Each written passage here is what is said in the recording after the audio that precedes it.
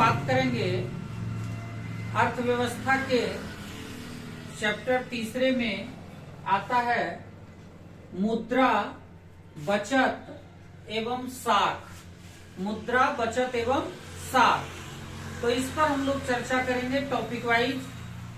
तो सबसे पहले हम बात कर लेते हैं थोड़ा सा मुद्रा के ऊपर कि मुद्रा जो होता है वह हम मनुष्यों के, हम देशवासियों का जो है रीढ़ माना जाता है। जिस तरह से हमारे शरीर में बैकबोन होता है, उसी तरह से मुद्रा जो है वह जो है कि हम लोगों के लिए रीढ़ का काम करता है। बिना मुद्रा का हम कुछ भी नहीं कर सकते हैं। तो मुद्रा, मुद्रा जो है जिसको हम लोग अपनी भाषा में पैसा कहते हैं, तो ये हम लोगों के लिए काफी आवश्यक होता है। और बिना मुद्रा का ना तो हम लोग जो है व्यवसायिक क्षेत्र में कुछ कर सकते हैं और ना ही जो है कि हम लोग अपने दैनिक जीवन में कुछ कर सकते हैं। यानी मुद्रा जिसको हम लोग मनी कहते हैं, money is most essential substances for humans bodies. We can not do anything without money. When I have money that means I have funny. जब मेरे पास रुपया है तो आनंद है और रुपया नहीं है तो आनंद नहीं है। इस बात को हम लोग मानते हैं, क्योंकि भाई ये जो रुपया है, मनी है, जिसको हम लोग मुद्रा कहते हैं, वह मुद्रा जो है क्या है तो रीढ़ है। हम लोगों की क्या है, रीढ़ है। और इसी पर हम लोग चर्चा वार्ता करते हैं। तो ये जो मुद्रा होता है तो एक्सचेंज ऑफ मनी।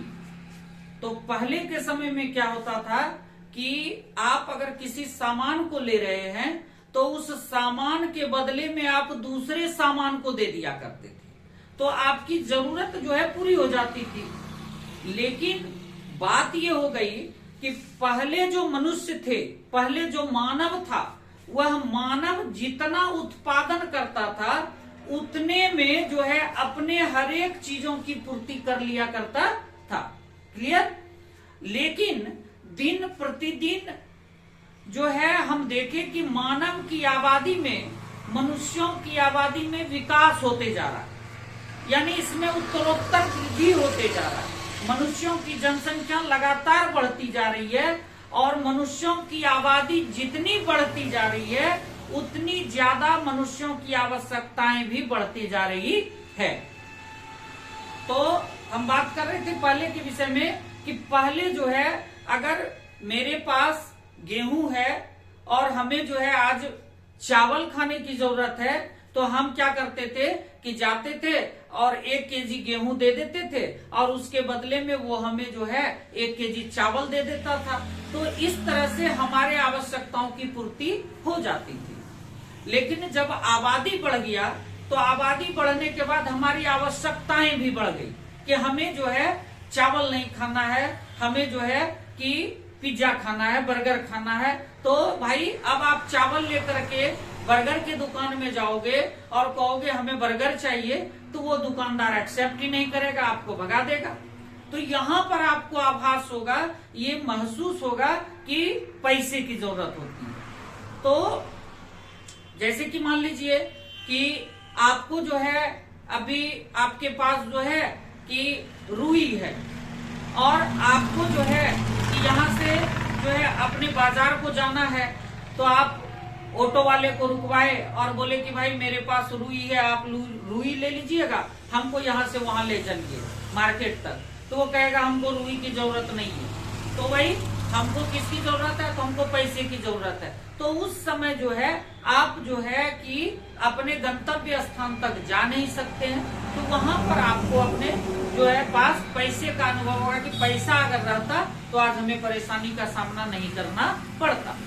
तो कह रहा है कि पहले के समय में क्या होता था, वस्तु विनिमय होता था, वस्तुओं का आदान प्रदान होता था कि मेरे पास भाई फलाना वस्तु है और आपके पास वो वस्तु है, तो अगर हमें वो उस वस्तु की जरूरत है तो मैंने आपको अपनी वस्तु दिया, उसके बदले में आपने मुझे अपनी वस्तु को दिया और हमारी भी पूर्ति जो है जरूरत की पूर्ति हो गई और आपकी भी जो जरूरत के सामान है उसकी पूर्ति हो गई। लेकिन जब आबादी बढ़ा हमारा, जब जनसंख्या में वृद्धि हुआ, तो इस चीज में अब क्या होने लगी, दिक्कत होने लगी, क्योंकि हम दिन प्रतिदिन जो है नए नए तरह के चीजों का उपयोग करना शुरू किए और वो सारे नए चीज जो है हमें वस्तु विनिमय प्रणाली से प्राप्त नहीं हो सकती थी।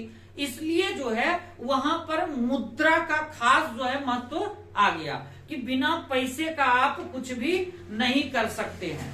तो ये बातें होती है सबसे पहले कि मुद्रा आना है अब, है ना। तो इस पर बात करते हैं हम लोग आगे। तो हम लोग पढ़ रहे थे वहां पर कि मुद्रा के विषय में जानकारी हासिल की है। अब चलते हैं कि ये जो विनिमय हम लोगों ने पढ़ा, तो विनिमय का मतलब होता है अदला बदली। तो विनिमय को दो भागों में बांटा गया और पहला जो मेरा भाग आया वह पहला भाग क्या आया भाई, तो वस्तु विनिमय प्रणाली। पहला भाग क्या आया, वस्तु विनिमय प्रणाली। और दूसरा जो आया वह मौद्रिक विनिमय प्रणाली आया। तो वस्तु विनिमय प्रणाली को ही हम लोग बार्टर सिस्टम कहते हैं। क्या कहते हैं, बार्टर सिस्टम कहा जाता है। तो ये वस्तु विनिमय प्रणाली क्या है, तो कहता है वस्तु विनिमय प्रणाली किसे कहते हैं। पहला प्रश्न है कि वस्तु विनिमय प्रणाली किसे कहते हैं, किसे कहा जाता है। तो वस्तु विनिमय प्रणाली उस प्रणाली को कहा जाता है जिसमें एक वस्तु के बदले में दूसरे वस्तु का आदान प्रदान होता है। यानी जिसमें कि वस्तु विनिमय प्रणाली जो आपने बार्टर सिस्टम को देखा, उसमें एक वस्तु जब आप किसी को देते हैं तो उसके बदले में वो आपको क्या देता है, दूसरी वस्तुओं को देता है। तो ये बार्टर सिस्टम कहलाता है, वस्तु विनिमय प्रणाली कहलाता है। या फिर आप बोल सकते हैं कि किसी एक वस्तु का किसी दूसरी वस्तु के साथ बिना मुद्रा के, यानी वहां पर पैसा नहीं बल्कि आपने जिस वस्तु को दिया उसके बदले में आपको वो दूसरी वस्तु अगर दे रहा है, तो बिना मुद्रा के प्रत्यक्ष रूप से लेन देन वस्तु विनिमय प्रणाली कहलाता है। आपने प्रत्यक्ष रूप से भाई एकदम खुले रूप से कि मैंने ये पेन आपको दिया और इसके बदले में आपने कॉपी मुझे दिया, तो ये जो प्रणाली है ये वस्तु विनिमय प्रणाली कहलाता है। और अगर आपके जो है मैट्रिक की परीक्षा में अगर प्रश्न आ जाए कि वस्तु विनिमय प्रणाली किसे कहते हैं, तो आप ये वाला जो है लाइन को ही लिखेंगे जो ज्यादा जो है खूबसूरत देखने में आपको लगता है। ठीक है, तो किसी एक वस्तु का किसी दूसरी वस्तु के साथ जब बिना मुद्रा के, बिना पैसा के जो है प्रत्यक्ष रूप से हम अदला बदली कर लेते हैं, तो वह जो कहलाता है वह क्या कहलाता है, बार्टर सिस्टम कहलाता है, जिसको हिंदी में हम लोग वस्तु विनिमय प्रणाली कहते हैं। इसके बाद हम लोग जो है आते हैं, दूसरा जो प्रणाली है वह है मौद्रिक विनिमय प्रणाली। कौन सा है?